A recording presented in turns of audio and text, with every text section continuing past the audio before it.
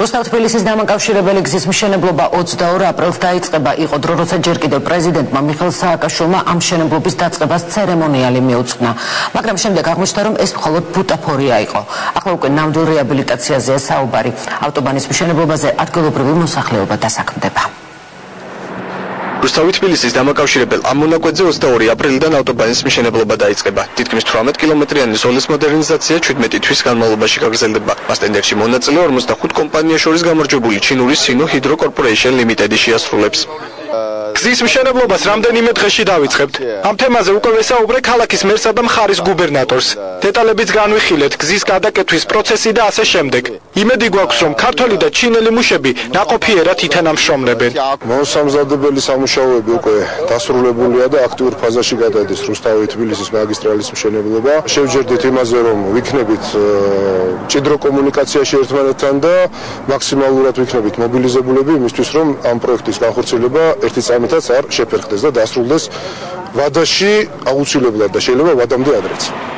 ტენდერის პირობების გათვალისწინებით რუსთავთ-თბილისის ავტომაგისტრალის მშენებლობაზე ადგილობრივი მოსახლეობა უნდა დასაქმდეს. ამისთვის დაინტერესებულ პირებს რუსთავის გზატკეცილის 24 ნომერში შეუძლიათ მისვლა, სადაც ისინი რეგისტრაციას გაივლიან. ცის ნაწილს კი კომპანიას რუსთავის მერია გადაუგზავნის.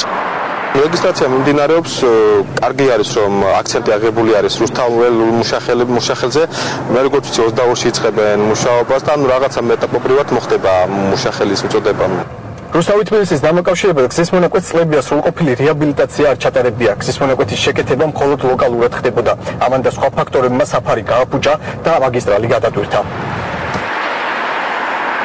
თუმცა ამ ხრივ სიტუაცია განსაკუთრებით მას შემდეგ გართულდა, რაც ამ ტერიტორიაზე ავტობაზრობა ამოქმედდა. დასვენების დღეებში ამ მონაკვეთზე საცობის განსატვირთად საპატრულო პოლიციის მობილიზებაა საჭირო.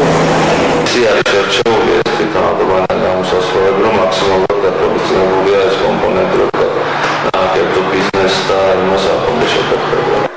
თბილისი რუსთავის დამაკავშირებელი გზის რეაბილიტაციის ფარგლებში 2 გზაგამტარის, 2 სატრანსპორტო კვანძისა და 4 ხიდის მშენებლობაა გათვალისწინებული. ავტომაგისტრალის მშენებლობის პროცესი მთლიანად 3 სექციისგან შედგება. პირველი და მესამე მშენებლობა პარალელურ რეჟიმში დაიწყება. პროექტის მეორე სექცია ფონჭალის ტერიტორიას მოიცავს. ეს ადგილი მჭიდრო დასახლება, ამიტომ მისი ათვისება მოგვიანებით იგეგმება. მიწის ნაკვეთი მეორე სექციაში მიწის ნაკვეთები, რომელიც საფუძვლად უნდა გამოისყიდოს. ამსახლების გეგმა თვითონ მომზადებული არის, ყველაზე კარგი გათხოვებით თუ ყველაფერი კარგად იყო, სადღაც წლის მეოთხე კვარტალში უკვე შეგვიძლია მეორე სექციაზე ტენდერის გამოცხადება სამშენებლო სამუშაოებზე. ეხლა უნდა გუგუნდეს ტელეტექნიკა და ჩვენ უნდა დროზე ჩქარა ეფექტურად გავიყვანოთ ეს გზა ძალიან მაღალი ხარისხის. რუსთავთ-თბილისის დამაკავშირებელი გზის მონაკვეთის მშენებლობაზე ტენდერი პირველად ჯერ კიდევ ყოფილი ხელისუფლების პერიოდში გამოცხადდა. მაშინ სამუშაოებს კომპანია New Energy აწარმოებდა.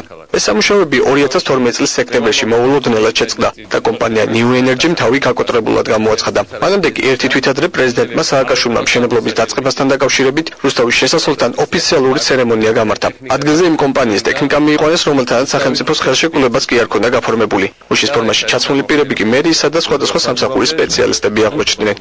ეს გზა არა მხოლოდ თქვენ გასაქმებთ, ჩემო მეგობრებო.